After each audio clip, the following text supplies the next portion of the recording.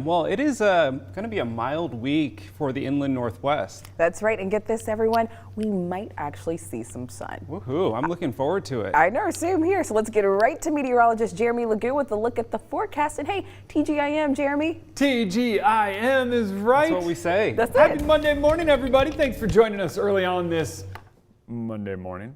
That's why we say TGIM, because it's Monday. Anyway, we've got a little bit of patchy fog in downtown early on today. You can see that there, kind of taking over Riverfront Park. Temperatures on the mild side, though, 35 degrees. We've bumped up quite a bit here in just the last little bit. Wenatchee sits at low visibility. Same with Moses Lake. And how about Deer Park and Sandpoint, looking at low visibility and some fog. Here in town, it says visibility 7 miles if you're down near downtown. Doubt it. That looks like it's down below a mile there, so just be ready for it. Temperatures are in the mid-30s out at Spokane International, 24 in Coeur d'Alene, and 23 in Sandpoint.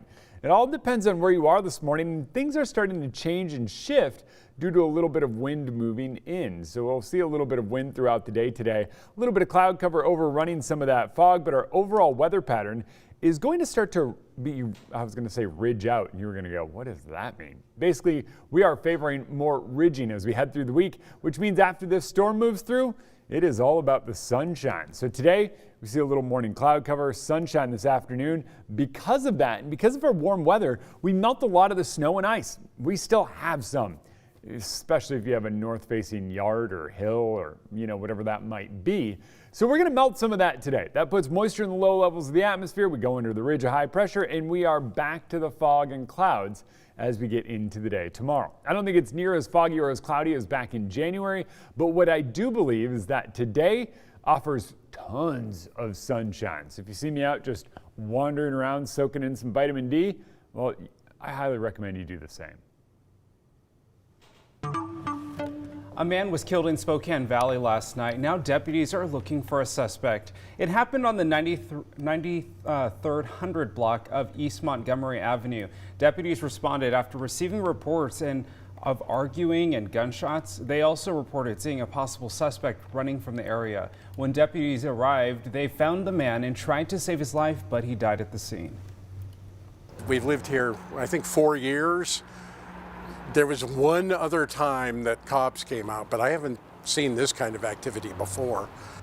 Major crimes detectives were called to the scene to investigate. Anyone with information about the shooting is urged to call Crime Check at the number there on your screen. It's time now for your morning rush. More news in less time. The Washington Coalition for Police Accountability is holding a rally today in front of the Spokane County Courthouse. They're rallying against legislative efforts in Olympia to roll back police accountability laws enacted last year. The coalition will be joined with families impacted by police violence and the Spokane community against racism. An Idaho judge has now spared the execution of an Idaho death row inmate.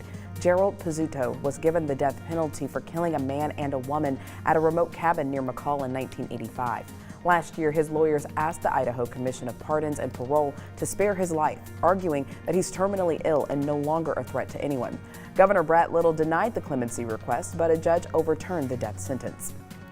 Well, today, voting rights will take center stage among Washington lawmakers. Right now, the Washington Voting Rights Act makes it illegal for local governments to have discriminatory election practices. But today, lawmakers will look at a bill that will require a superior court to clear any changes to election policies that local governments make, just to make sure that they don't violate this act. Well, Amazon workers in Alabama are getting a second chance to decide if they will unionize. Ballots were mailed out on Friday, and some 5,800 workers voted not to form a union last year. However, those results were challenged, and the National Labor Relations Board ruled a do-over, claiming that Amazon had interfered in the election. Amazon can afford to pay $25 an hour. The reality is that this company is generating billions of dollars of profit based off of these workers' labor, and they deserve a cut. In the meantime, Amazon has taken a strong anti-union stance. The National Labor Relations Board will start counting ballots in March. That's your Morning Rush.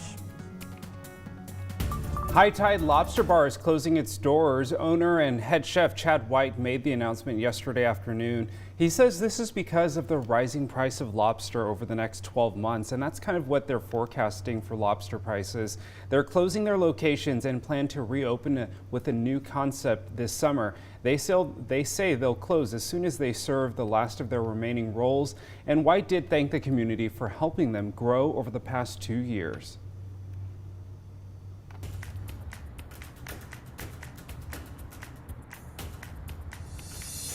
Post Falls population is growing dramatically here. So coming up, we talk to neighbors who say they have mixed feelings about how their city is changing.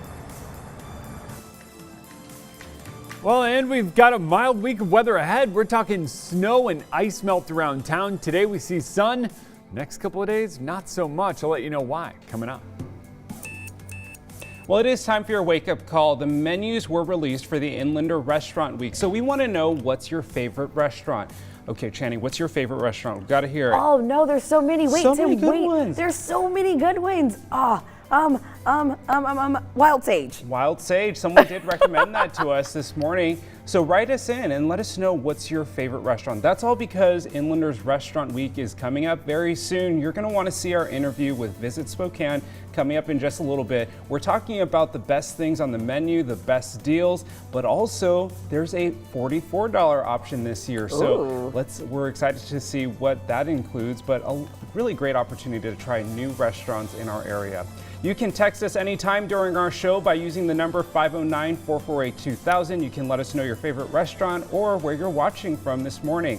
You can also use the hashtag #UpWithKREM on social media, and then tune in at around 6:40. We are interviewing Visit Spokane. And taking a live look outside on this foggy Monday morning, we want to say good morning to you, Inland Northwest, and happy Monday. You know, this kind of fog, this Monday morning, I feel like we could all use a little extra dose of caffeine, especially as I look over at Jeremy and he's yawning. Don't tell people You yawned in my face earlier, and I had to hold my yawn back. Oh man, I'm sorry everybody. Listen guys, it's a Monday, it's real, like we all get it. So go ahead, pour yourself an extra cup of coffee and enjoy some more Up with KREM after the break.